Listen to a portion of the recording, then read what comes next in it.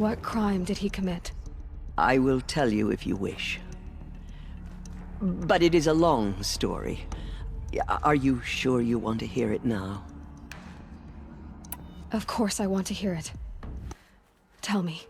Rost never committed any crime. He was an outcast by choice. What? What do you mean? Many years ago, before the derangement, before the Red Raids, a band of murderous outlanders, 12 in number, struck without warning. At Mother's Vigil, they took hostages, and then pressed on, headed for Devil's Thirst. Mother's Vigil? Where's that? You would know it as the Forsaken Village, near the Karja border. But at the time, many families lived there. Rost's was one of them. His mate was killed fighting the Outlanders, and his daughter was among those taken hostage. His daughter? What was her name? Alana. She was just 6 years old. Nora Braves couldn't stop 12 Outlanders? Or rescue the hostages? It was quite impossible. We outnumbered them, but every time a Brave came within bowshot, the Outlanders killed a hostage. What did they come here to do? That was never discovered. We couldn't track closely enough to observe them. We know they camped beyond Devil's Thirst for 2 days. There were reports of strange noises. And then, as suddenly as they came, the Outlanders made their way back to the border and disappeared. What happened to Rost's daughter? She was killed? Rost was one of the Braves who tracked the Outlanders, keeping his distance.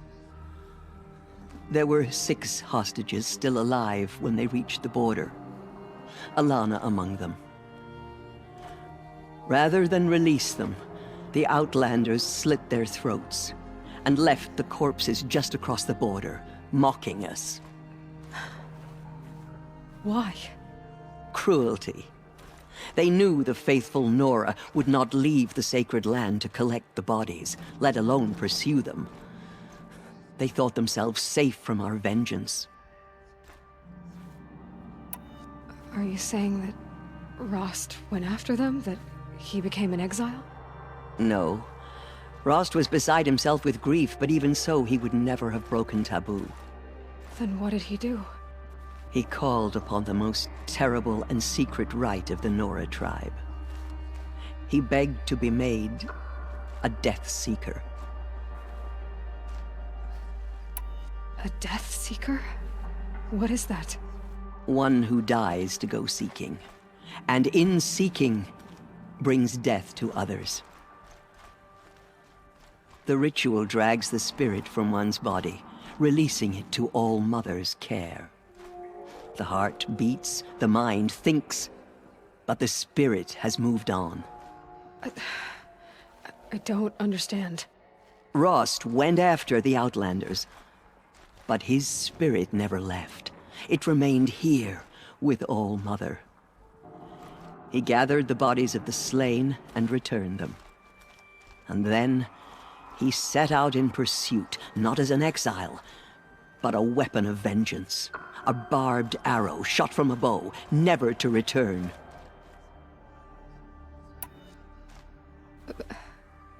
But Rost did return. Yes. A full year later, and terribly wounded. He collapsed at the border of the sacred land. A hunting party came upon him. He was delirious, in agony. By law, he should have died where he lay. But one of the hunters broke taboo, and reaching across the border, she dragged him to our side. Who was she? A brave who'd lost a mate and 2 sons to the very Outlanders that Rost pursued. So Rost never finished his mission. To the contrary, he killed all 12. Tracked them to disparate places the world over, he said. Meridian, Ban-Ur, the Claim, Utaru Land, further even, into the Forbidden West. The last he killed nearly got the best of him. Wounded, he stumbled and crawled back to us, hoping to die as close to the sacred land as he could. He never expected nor asked to be dragged across the border and nursed back to health. That was done to him, leaving us, the matriarchs, in a difficult position. Why couldn't you just welcome him back? Rost had been made a Death Seeker, Aloy. He no longer had any place among the tribe. By law.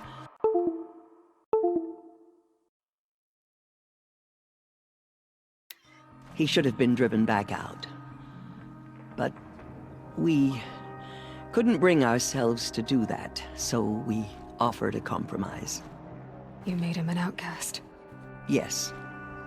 We offered to do so on the condition he never speak to anyone of this exception. After all he did, all he suffered, to be declared an outcast was his reward. Rost was overjoyed. He never expected to live another day in the sacred land, let alone the embrace, so close to the goddess. He resolved to spend the rest of his days in solitude, and was happy to do so. But then you found me, and gave me to him. Yes. Another compromise. The matriarchs feared you, and would not let you be raised by the tribe. And so we turned to Rost. I knew that he would take care of you, bring you up, teach you to worship All-Mother and respect the ways of the tribe. He certainly tried anyway. You took a man who'd lost his daughter and made him raise an infant girl? Doesn't that strike you as callous? I'm inclined to think the course of events has shown the wisdom of our choice. And I'm quite certain that from the moment he laid eyes on you, he saw you as a gift, and never a burden. All right, Tirsa, that's quite a story. It's time for me to move on.